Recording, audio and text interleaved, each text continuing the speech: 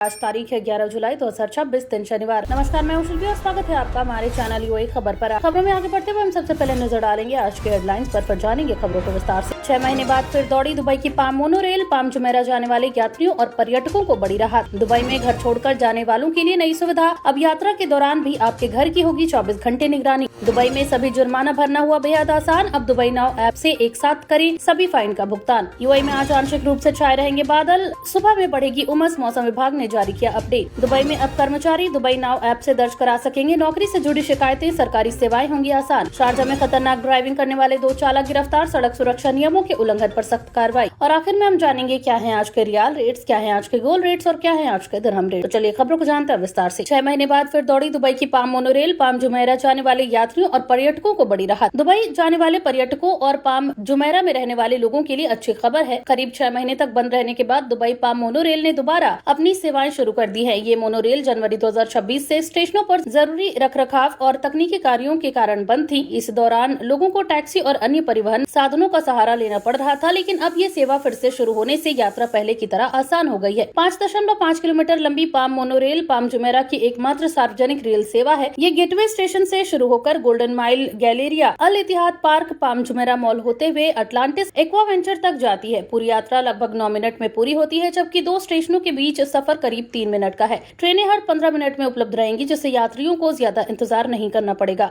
यात्री अब फिर से आधिकारिक वेबसाइट और अधिकृत बिक्री केंद्रों के माध्यम से टिकट बुक कर सकते हैं। रिपोर्ट के मुताबिक वन वे किराया 5 दिरहम से शुरू होता है, जबकि राउंड ट्रिप टिकट 10 दिरहम से उपलब्ध है। दुबई में घर छोड़कर जाने वालों के लिए नई सुविधा। अब यात्रा के दौरान भी आपके घर की होगी 24 घंटे निगरानी। दुबई में रहने वाले लोग छुट्टियों या बिजनेस ट्रिप के दौरान अक्सर इस बात को लेकर चिंतित रहते हैं कि उनके पीछे घर सुरक्षित रहेगा या नहीं। इसी जरूरत को देखते हुए दुबई हाउसकीपिंग ने नया home guardian Dubai service launch किया है। ये सेवा खास तौर पर उन लोगों के लिए तैयार की गई है जो कुछ दिनों या कई हफ्तों के लिए घर से बाहर रहते हैं और चाहते हैं कि उनके घर की नियमित निगरानी होती रहे। इस सेवा के तहत प्रशिक्षित टीम तय समय पर घर का निरीक्षण करेगी। इसमें दरवाजों और खिड़कियों की सुरक्षा जांचना, बिजली और पानी की व्यवस्था देखना, एयर कंडीशनिंग सिस्टम सही तरीके से चल रहा है या नहीं, किसी तरह के लीकेज, नमी या तकनीकी खराबी की जाँच करना शामिल है। यदि कोई समस्या मिलती है तो उसकी तुरंत जानकारी घर के मालिक को दे दी जाएगी ताकि समय रहते कार्रवाई की जा सके। कंपनी के अनुसार ग्राहकों को हर विजिट के बाद फोटो और विस्तृत रिपोर्ट भेजी जाएगी, जिससे वे दुनिया के किसी भी कोने में रहकर अपने घर की स्थिति जान सकेंगे। दुबई में सभी जुर्माने भरना हुआ बेहद आसान। अब दुबई नाउ ऐप से एक साथ करें सारे फाइन का भुगतान। दुबई सरकार ने लोगों की सुविधा के लिए दुबई नाउ ऐप में नया पे ऑल फाइन्स फीचर लॉन्च किया है। अब यूएई निवासी और हर वाहन चालक अलग अलग वेबसाइट या सरकारी कार्यालयों के चक्कर लगाए बिना एक ही प्लेटफॉर्म से अपने सभी लंबित जुर्मानों का भुगतान कर सकते हैं। इस नई सुविधा के जरिए सलीक टोल, ट्रैफिक चालान, पार्किंग फाइन और अन्य सरकारी एजेंसियों के कई जुर्मानों को एक साथ देखा और एक ही भुगतान में निपटाया जा सकता है। इसके लिए सबसे पहले दुबई नाउ ऐप खोलकर अपने यूएई पास या अकाउंट से लॉगिन करना होगा। इसके बाद पे ऑल फाइन्स विकल्प चुनने पर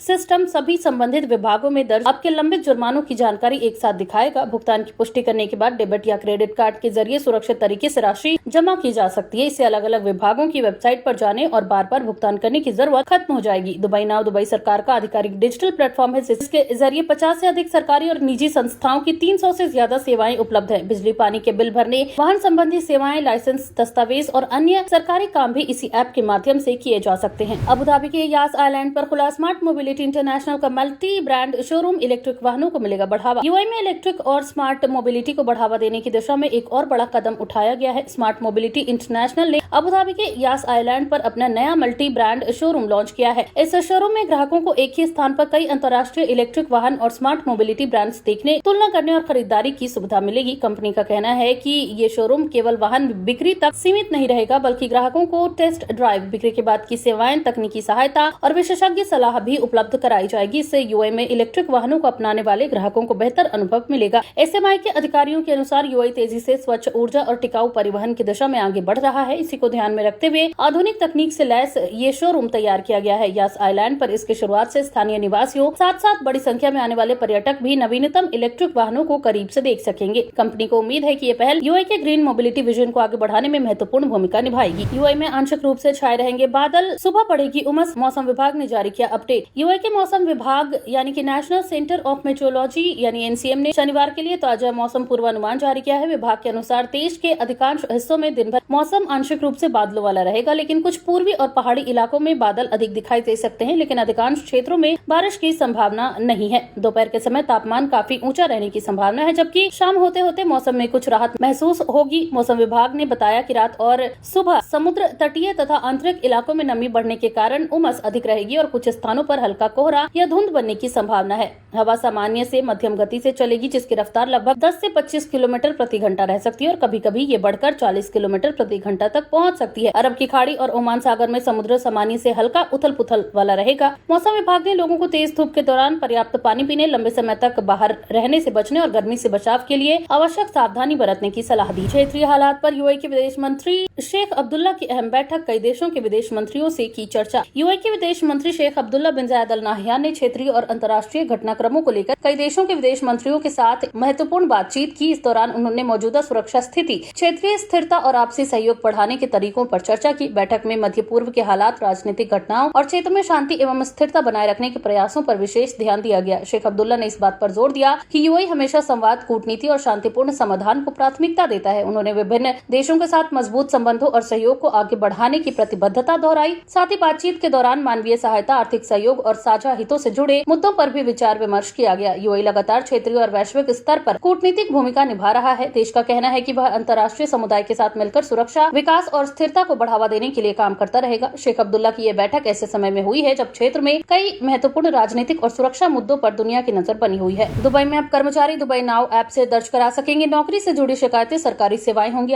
दुबई में काम करने वाले कर्मचारियों के लिए बड़ी सुविधा शुरू की गई है। अब कर्मचारी अपनी नौकरी और रोजगार से जुड़ी शिकायतें दुबई नाउ ऐप के माध्यम से ऑनलाइन दर्ज करा सकेंगे। इस नई सुविधा का उद्देश्य श्रमिकों को सरकारी सेवाओं तक आसान और तेज पहुंच उपलब्ध कराना है। इस डिजिटल सेवा के जरिए कर्मचारी वित्त, रोजगार अनुबंध, काम से जुड़ी अन्य समस्याओं या श्रम अधिकारों से संबंधित शिकायतें दर्ज कर सकते हैं। इससे उन्हें संबंधित कार्यालयों में व्यक्तिगत रूप से जाने की जरूरत कम होगी और शिकायत प्रक्रिया अधिक पारदर्शी बनेगी। दुबई नाउ ऐप के माध्यम से कर्मचारी अपनी शिकायत की स्थिति को भी ट्रैक कर सकेंगे और प्रक्रिया से जुड़ी अपडेट प्राप्त कर सकेंगे। ये सुविधा खासतौर पर उन लोगों के लिए मददगार होगी जो समय की कमी या अन्य कारणों से सरकारी केंद्रों तक नहीं पहुंच पाते। दुबई सरकार लगातार अपनी सेवाओं को डिजिटल बनाने पर जोर दे रही है। दुबई नाउ ऐप पहले से ही कई सरकारी सेवाएं उपलब्ध कराता है और अब श्रम संबंधी शिकायतों को शामिल करने से ये प्लेटफॉर्म कर्मचारियों के लिए और अधिक उपयोगी हो गया है। रास अल खैमा के शासक ने भारतीय राजदूत और कारोबारी नेताओं से की मुलाकात, मजबूत होंगे यूएई और भारत के संबंध। रास अल खैमा के शासक शेख सऊद बिन साकर अल कासिमी ने भारतीय राजदूत और प्रमुख कारोबारी नेताओं के साथ महत्वपूर्ण बैठक की। इस मुलाकात के दौरान दोनों देशों के बीच व्यापार, निवेश और आर्थिक सहयोग को मजबूत करने के तरीकों पर चर्चा की गई। बैठक में भारत और यूएई के लंबे समय से चले आ रहे संबंधों का उल्लेख किया गया। दोनों पक्षों ने व्यापारिक अवसरों, निवेश की संभावनाओं और विभिन्न क्षेत्रों में साझेदारी बढ़ाने पर विचार साझा किए। रास अल खैमा यूएई का तेजी से विकसित होता हुआ अमीरात है, जहां उद्योग, पर्यटन और निवेश के क्षेत्र में लगातार विकास हो रहा है। भारतीय समुदाय भी यहां बड़ी संख्या में मौजूद है और अमीरात की अर्थव्यवस्था में महत्वपूर्ण योगदान देता है। बैठक के दौरान कारोबारी नेताओं ने नए निवेश अवसरों और दोनों देशों के निजी क्षेत्र के बीच सहयोग बढ़ाने पर चर्चा की। अधिकारियों ने कहा कि भारत और यूएई के बीच मजबूत रिश्ते भविष्य में आर्थिक विकास और नई साझेदारियों के लिए महत्वपूर्ण भूमिका निभाते रहेंगे।